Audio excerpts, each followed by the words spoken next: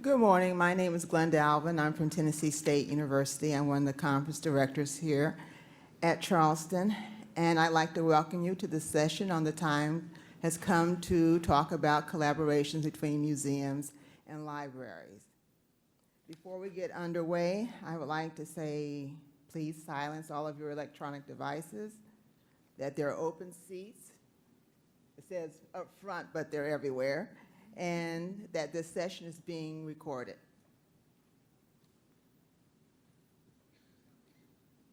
Our speakers today are Aisha Haykal and Trevor Dawes.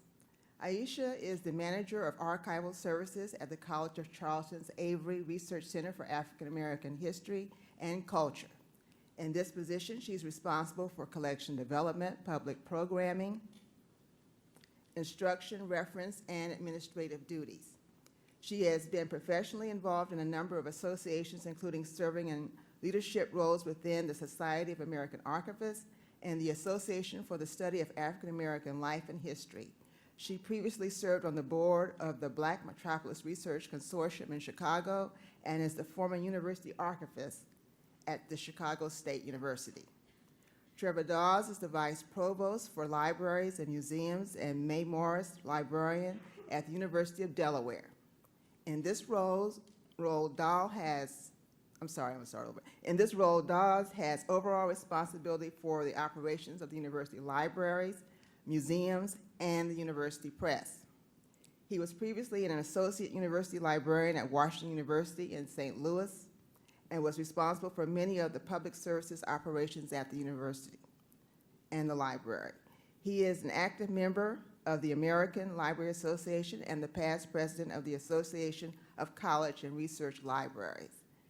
Aisha will go first. Let's give both of our speakers a welcoming round of applause.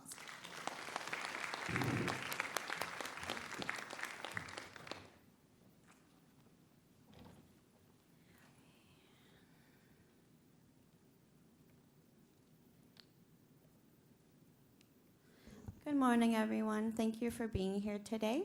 Thank you, Glenda, for the invitation and for the wonderful introduction.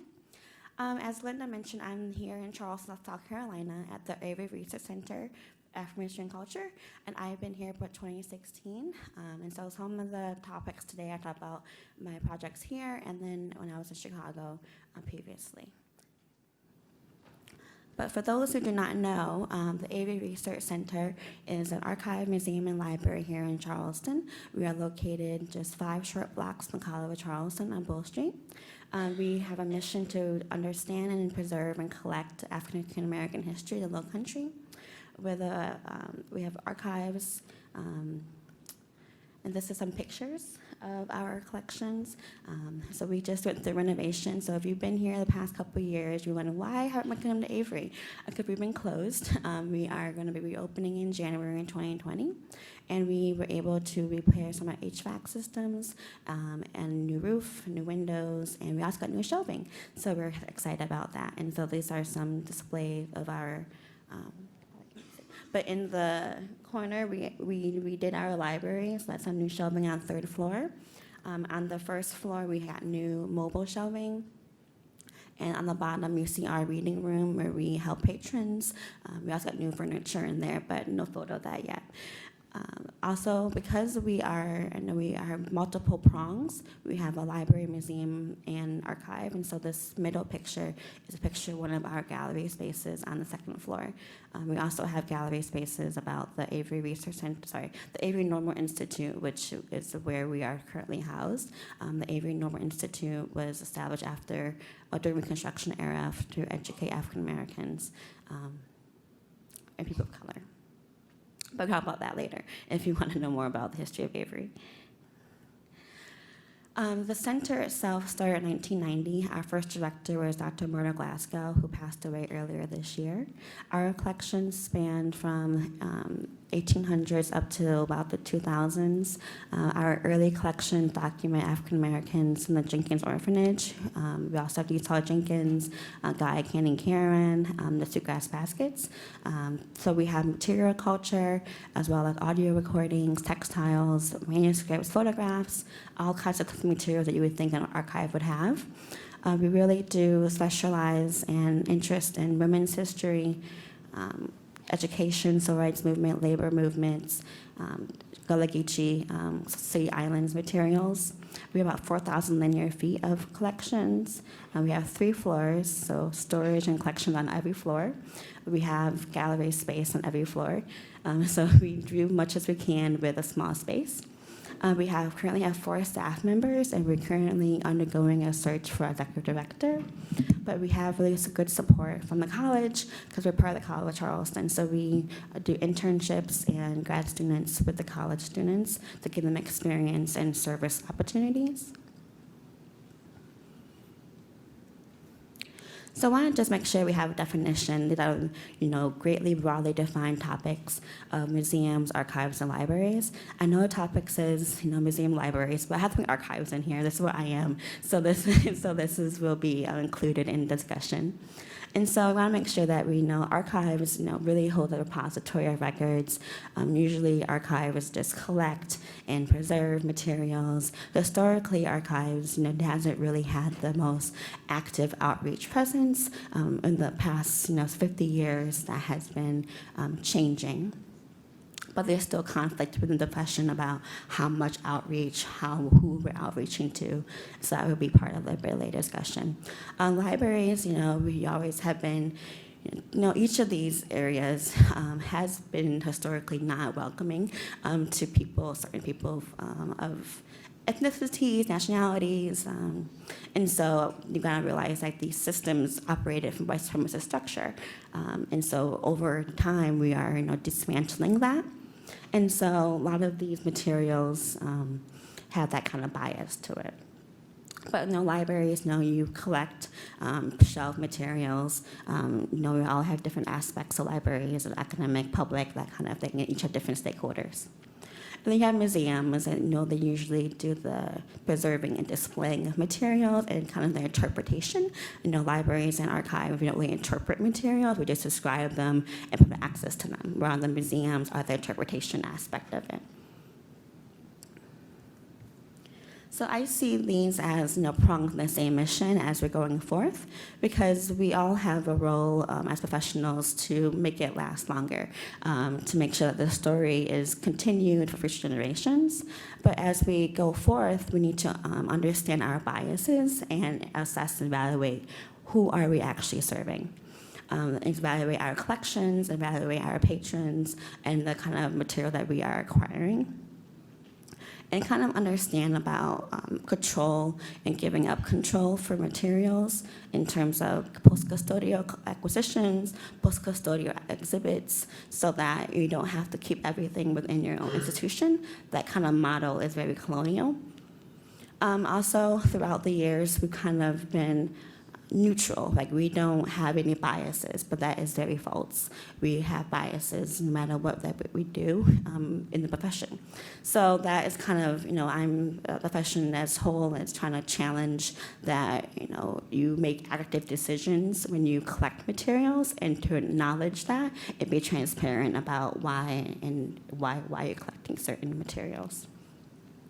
So I kind of see why the role of social justice into archives and museums. There was a conversation about redefining what a museum is, and people were challenging the idea of having social justice as part of definition of museums, and people are saying, oh, well, I don't really feel comfortable having social justice definition of museums, and that is a very privileged thing to say, and so that is, people pushing back on what are the role of museums, libraries, in society, and so.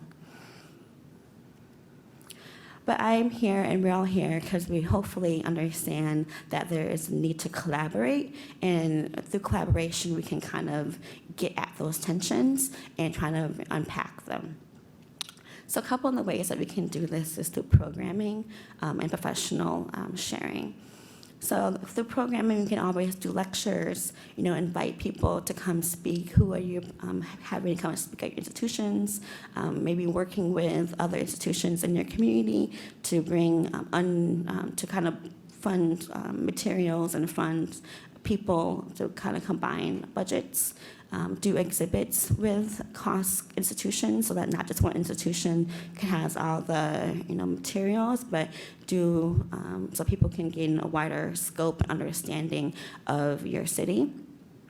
Also conduct workshops within bring people from the community into your institution and do workshops. Also have authors do workshops and talks. Also within your, so you have a museum in your city or in your community and invite those staff members to come talk about their materials and about their expertise so that you can really have a broader understanding of what everyone does. And also you create more stakeholders about your institution so that we're all, this information cultural heritage, we're all working on funding, and we don't want to see each other as competition, but as collaborators. And as we, see each other that way, we can more effectively apply for grants and sponsorships for other projects.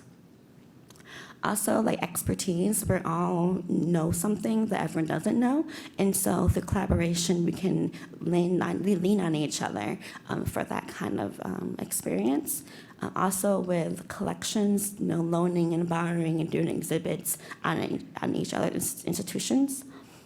Also space. Some archives, we're lucky at AVERY to have 3 floors of space, but other archives only have 1 room or 2 rooms. And so if you are in a place where the archives are in the basement and no windows, no one wants to come see them, offer, if you're in a library and you have windows and walls for days, offer your colleagues an exhibit space. That is a way to get the materials out from, the guardians that people like to call archivists, which we're not guardians, sorry, to get them away and into the public sphere.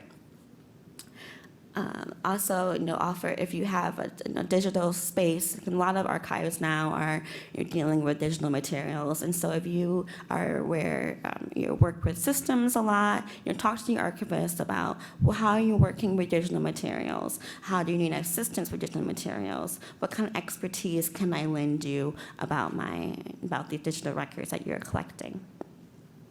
Also, don't be afraid to cross-promote programs. So if your library in the public library is doing an event, promote that event through your other archives so that people can know what's going on overall. And then equipment. So we all have, one of the things that archivists have are outdated media. And so we have VHS tapes, we have reel-to-reel, but if you are a museum that has some of these, working order and good condition materials, equipment, ask if you can be supportive in providing equipment for those folks. I will end today's presentation talking about conference and scholarship, kind of cross-promoting and collaborating on that level. So I kind of talked about some of these earlier, but I want to make sure that I kind of highlight cross-training because we want to make sure that as we grow and as we develop as professionals, we always want to keep on learning more. And so one of that is kind of cross-training and asking about, if you're interested in cataloging, ask your cataloging colleagues, like, what does a MARC regulator look like? I want to know how to catalog my original materials. Or if you're a cataloger, talking to your archivist, how do you describe materials? How do you decide how many subject headings to put on a finding aid? Also, you have opportunity to tell diverse stories. Often within libraries, museums, we have distinct collection to tell one particular story. But if you bring other materials in on it, you can tell more diverse stories and larger stories. I want to make sure that I mentioned earlier about, biases and neutrality is that when you go into a partnership, either it's small, one-on-one, or a larger institutional partnership, is to understand the pros and cons and what you bring to the table. Often, I do work on community archiving, and so often big institutions go to communities and say, I'm a big institution, I have all the expertise. you bow down to me. And it's like, no, because those communities have the knowledge, they have the records. And so respect their information and their knowledge creation so that both parties, can really benefit from this conversation. Building trust, and then our knowledge power dynamics is important. So a couple of projects that I've worked on in Chicago, we had a couple of really influential, engaging donors, and so one of that was the Provident Hospital Foundation, and they did outreach to the International Museum of Surgical Science in Chicago, and that was a partnership between the foundation and the museum, and then we held the collection. And so we did a 6-month exhibit at the museum for display. And so the museum had the right, mannequins to display the outfits. I had them in boxes, put them on a shelf, and so they were able to actually be displayed correctly and able to be viewed. Also, we showed some paper documents as well at the museum. Another kind of symposium I put on was the Chicago Hip Hop Preservation at Chicago. And then in the middle, we have an image from Stony Island Arts Bank, which is from Johnson. The Rebuild Foundation was donated in the library from Johnson Publishing, and we had I was part of a conversation about how to display, how to catalog these books. They wanted something more organic. The library's archivists were like, no, we need something more systematic. And so it was kind of a conversation about access and outreach that was happening. Other examples of community curation and outreach to communities is No Justice, No Peace out of North Carolina, Charlotte. Brenda Tyndall, who now is here in Charleston, IAM, put that together. And then when I was in Durham a couple years ago, this was an interesting exhibit at the Museum of Durham History, where they did outreach to the Muslim community in Durham to display their artifacts, another kind of the power dynamics, but providing access and new stakeholders.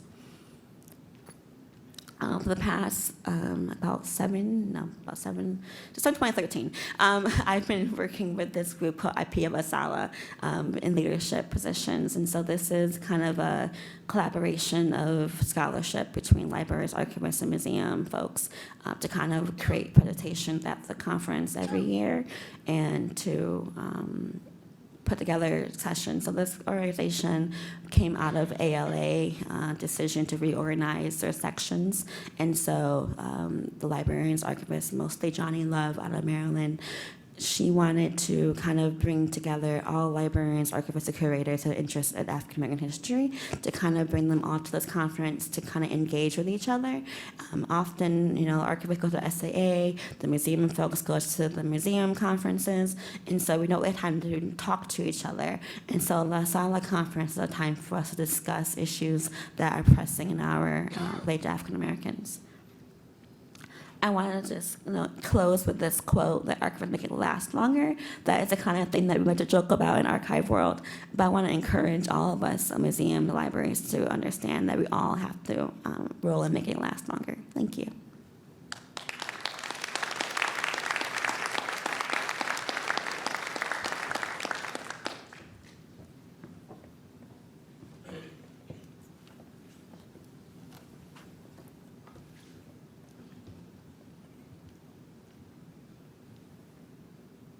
Ditto. Good morning. It's really a pleasure for me to be here to speak about libraries and museums and collaborations, and I certainly have the privilege of being able to speak about this from my role of having the libraries and museums and the press in my responsibility. And I think although we've had a lot of collaborations between these two sectors, Aisha just talked about some of them in which she's been involved.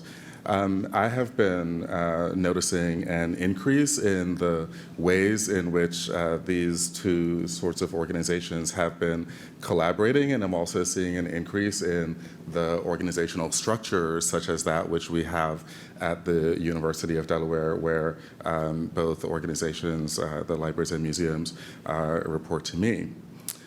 So because I'm going to be speaking about my personal experience at the University of Delaware, my presentation is going to be intentionally maybe brief, and I'm hoping that we can engage in Q&A afterwards, and I'm sure Aisha and I will be happy to answer your questions.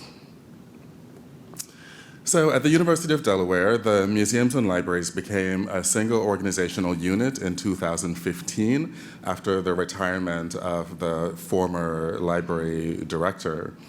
Our organization consists of one main library and 3 branch libraries on the main campus, and the museums comprise 3 galleries. A gallery dedicated to African American art, one which focuses primarily on 20th century works, and the third is a mineralogical museum. This page is taken from our website that is now integrated, and I'll come back to that in a moment. Well before we merged, however, and I'm sorry, I can't find my mouse. Well before we merged, there were many opportunities for collaboration.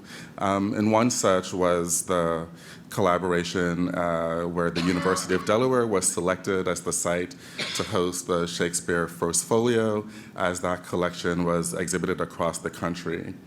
At the University of Delaware, in addition to the First Folio, which was on display in the museums, we used collections from both the museums and the libraries to host joint exhibitions in both spaces, and did a lot of programming around Shakespeare, which included some 30-plus lectures, and those were held in both spaces across the campus. This past spring, we hosted our first truly combined exhibition that celebrated the merger of the library and museum, drawing connections, illustrations, and the written word.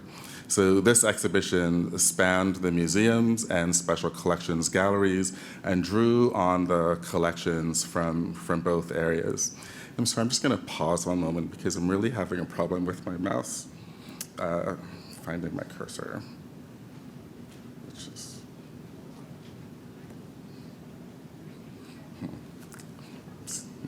So using examples of books, paintings, drawings, and print, this exhibition really explored the interaction of words and objects, and really brought together the collections from both the libraries and the museums in a way that, even though there had been collaboration before, really had not seen to date.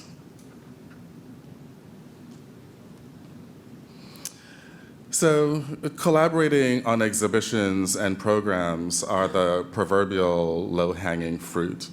Greater integration really requires a lot more work and a lot more intentionality.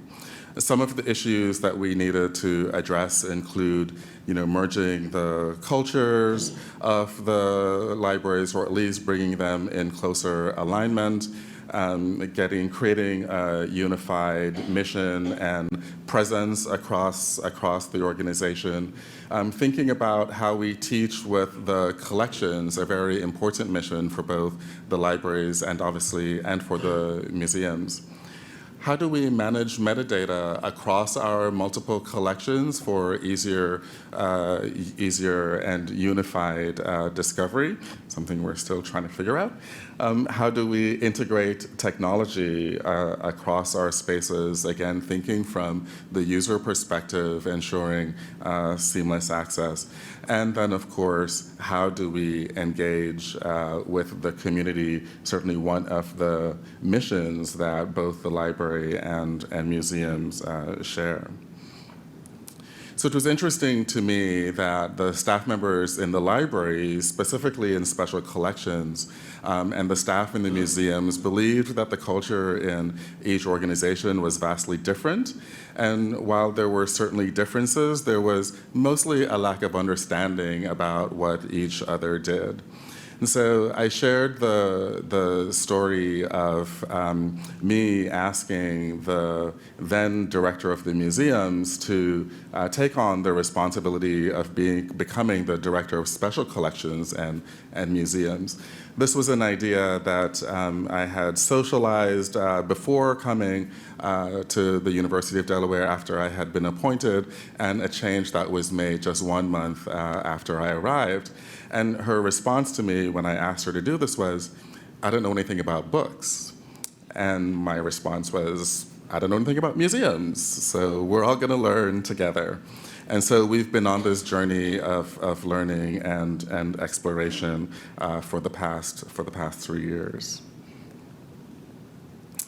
So you've seen the slide that I described, and this image is taken from our now unified website, the Special Collections and Museums website. And the museum staff in particular, they were pleased to have a larger team of web and IT staff on which to pull that can help not only with their web presence, but also with online exhibitions. Again, sort of a relatively easy thing to work on during the merger.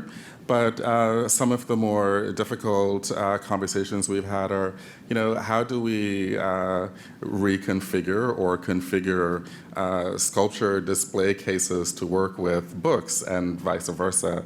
Or, how do we describe the materials when we have a joint exhibition? If there's anyone here who's worked in museums, you know that the labels that we would put on I see some smiles, the labels that we'll put on describing the objects in museums are vastly different than the labels that we'll use to describe the collections in our exhibitions in the library. And so having some of those really challenging, although it may seem fairly simple, but really challenging conversations, and we're still working those out. We haven't come to a resolution, but I think we're closer to one today than we certainly were 3 years ago. We're also thinking about integrating our systems, and this is really one of our struggles. So this is an area that's going to require a lot of work. Shown here are just some of the various systems that we use across the organization. And even in the library, we have begun conversations about standardization. And so with the museums, these conversations have been exacerbated. So, when we talk about creating a unified discovery service, or when we think about how we describe metadata, we also have to think about the systems in which we operate both across the organization, both in the libraries and in the museum. And I'm using those words sort of intentionally here, but I should note that we try not to talk about the libraries and museums at the University of Delaware. We're really talking about a merged organization. And one of my colleagues from UD is here in the audience, so I hope that I'm not saying something that's not true or that she's not hearing from my vantage point. So another way in which we've collaborated, certainly we've talked about how to teach with the collections. And I'll share 2 examples. One is this using a collection from the museums, the Baltimore collection. And among the issues that the students were challenged to think about, some of the issues that Aisha mentioned was, how is metadata presented, and what are the inherent biases in the ways in which we describe the collections? So why would, for example, one image be described as woman with dog, but another image be described as black woman with dog? What is the significance of describing one woman in this way and another woman in a different way? And so the students in this course were really challenged to think about how do we apply metadata, in this case to a collection from the museums, but also to think about that more broadly. And they've now created, the collections that they've curated are now in Art Store, and they've also created a WordPress site that is publicly accessible. The second example uses material from our Alice Dunbar Nelson papers from special collections. And not only were these materials used in a class, but in collaboration with the English department, we hosted a visit by the 19th century American Women Writers Study Group, a group of scholars that convene twice a year across the country. And they were able to use the materials as well as engage with the students who were in this class. Just as an aside, the instructor for this class happens to be a librarian who also has a teaching appointment in the Department of English. So another way not only of integrating our collections, the museum's collections, but also integrating our collections in the teaching, learning, research mission of the university. So I've described briefly some of the benefits and still to be realized benefits of the organizational integration of the library and museums at the University of Delaware. That these were issues that needed to be addressed is really not surprising. The issues of technology and metadata, unified discovery, collaboration, et cetera.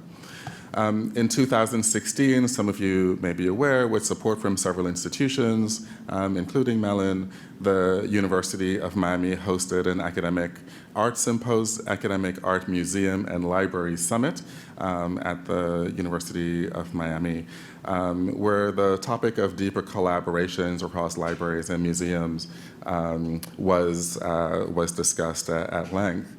One of the results of that summit was a white paper, Prospects and Strategies for Deep Collaboration in the Galleries, Libraries, Archives, and Museum sector, or the GLAM sector.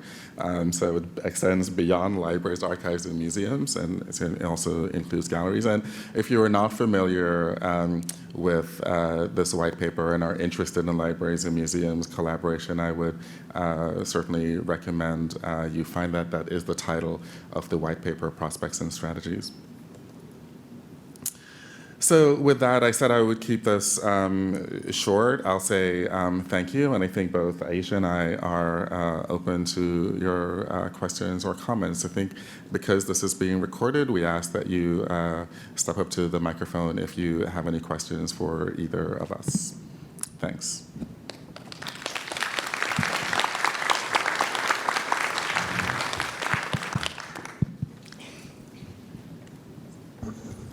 And if you have any questions, please state your name and your affiliation.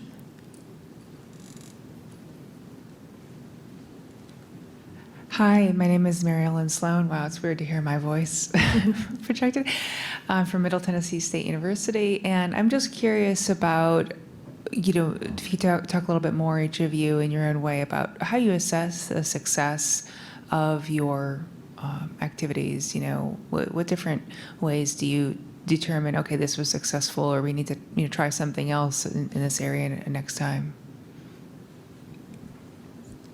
So certainly one of the measures of success for us is how are we achieving the goals in our strategic plan, right? And one of those is integration in the teaching, learning, research mission, so support of student success. But another is our partnerships and collaborations, not just with our campus partners, but in the community. A part of it is just sort of numbers. How many engagements do we have? But then it's also what are the types of engagements? So the library and museum staff, we've sort of been out in the community, much as Aish described, but not taking the approach that she said not to do, is really working with the community who are interested in preserving their own collections, their own history, their own stories, and helping them to digitize those materials, but also creating oral history projects that, through StoryCorps, but they will be available at LC, but also available through the library's institutional repository. So that's a part of the community outreach. And then more internally, then we're really thinking about, are we engaged more in the classroom? Do we have more people, students in particular, or faculty visiting the museums or teaching with the collections and with the special collections and museums, which, as I mentioned, we're really thinking about. They are a single unit now, and we think about them as a single unit. So are we having that sort of impact in recognizing, having our community recognize the value of these primary source materials for teaching and learning? Yeah, definitely similar as Trevor mentioned. I will also add building trust. So if we go to community events and they say, oh, you're from there, oh, okay, that's more of a trust building, community relationships kind of assessment. Cause some institutions have negative histories with institutions, and so if you, through your programming, through your outreach, you can kind of build that back up. I see assessing that. Thank you, everybody. This has been great. I'm Rebecca Hankins, and I'm at Texas A&M University, and I'm an archivist and a librarian, which you can see which one I hold dear. So, two conflicts that I think that come into play when you're talking about library, archives, and museum collaborations is the issue of donor relations and researchers, because of the specific way that archives deals with donors, which is usually can be a long time process, and the same thing with researchers. So how are you dealing with some of those issues? So I did talk. AVERY is interesting because we are, library, archive, and museum, and people, recently people have been liking our museum side, which is fine, but we're also gonna deal with, with donors wanting, I find that more museum working with art donors are looking for, more appraisals. In archives, we don't really do appraisals, and so kind of doing that kind of education of donors about appraisals and how we acquire materials has been interesting, and walking through that process, and trying to navigate them to where else they can find appraisals. I think with researchers, they really like the documents, the photos. I really haven't seen much researchers my time at AVERY, because they've been closed anyway. It's been with the museum materials, and so we're trying to navigate how working with students. Previously, AVERY had a faculty member to do assign students to kind of imagine using sculptures at AVERY, and so kind of re-engage the faculty and students at the college around the conversations again. I think with the research side, perhaps my last response covered that a little bit with the way in which we're not just in the classroom, getting the material used more extensively in the classroom, but really also just opening the collections up more broadly to the research community. Archives, libraries, museums, we acquire these collections because we want them to be viewed, we want them to be used, and so we've been really really a lot more intentional about sort of spreading the word about what we have, and we're even just this year, we're running ads on our local NPR station around our exhibitions to get a wider audience into our spaces. With respect to donors, yes, the museum had the museums had their donor pool, and the library had its donor pool. And we still have a little bit of separation between the two, although we have a single development team that's working on the library and museums, right? But we also, one of the great things that I've discovered is we have some donors who are donors to both, right? There's someone who has, a room full of books that they would like to donate to the library, and they have some really great works of art. Now, we may not want either the books or the art, right? Or we may want some, those are our conversations that we have around any donor, potential donor acquisition. But, we're trying not to think about the libraries and museums in those really separate ways, and we approach our donors in the same way. I will say, though, that we have had a bit of a struggle, right? So we have a Friends of the Library group, and one of the things that we did fairly early was to rebrand. We are now the Library, Museums, and Press, right? It says so on our slide. We're the Library, Museums, and Press, and we're the Library, Museums, and Press.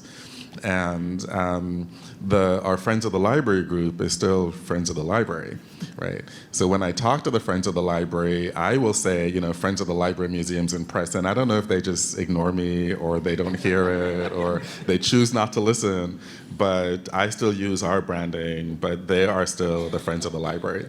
So we still have a little bit of work to do, at least with that group, but we'll get to the point where they also say, I'm pretty sure we'll get to the point where they also say the Friends of the Library, Museums, and Press. Hi, I'm Bob Sandusky. I'm Associate University Librarian for Information Technology at the University of Illinois at Chicago. I wanted to just highlight a couple things that I'm aware of that I think are attempts to move forward in this space in terms of collaboration between libraries, archives, and museums. The first thing I want to highlight is something, Aisha, I suspect you were involved with, Chicago Collections Consortium. And it was a nonprofit established in 2015. The member organizations are nonprofit organizations. It's a range of museums, archives. The goal is to maintain vital collections of books, letters, photos, or maps related to the Chicago region. With free and open access for all, and to preserve and present Chicago's history and culture. There's been a number of joint exhibits with materials drawn from all the member organizations, both physical exhibits and online exhibits. It's a range of members: Chicago Public Library, UIC, University of Chicago, Northwestern, Chicago State University, the Newberry Library, Chicago History Museum, College Research Libraries, Art Institute of Chicago, and there's 51 members right now. And also includes many smaller institutions like the Chinese American Museum of Chicago, the Puerto Rican Arts Alliance, which is just a local organization. So I think of it as a federated model, and so there's technology built that allows archivists from all these institutions to contribute their finding aids and digital images. That's really the bulk of the kinds of content that are supported right now. And then there's a search.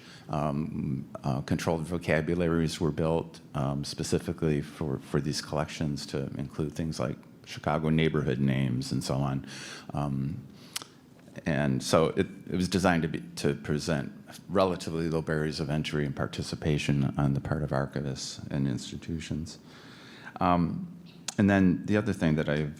Sorry, thank you. Do you have a question? Well, yeah. Okay. The other thing I just want to mention more briefly was that there's an action plan that was just released by an effort called Toward a National Archival Finding Aid Network. So I guess my question would be, are these two efforts, are these helpful? Are they insufficient in some way? And just, you know, your comments on what they might do better, or No, what they no. might look out for.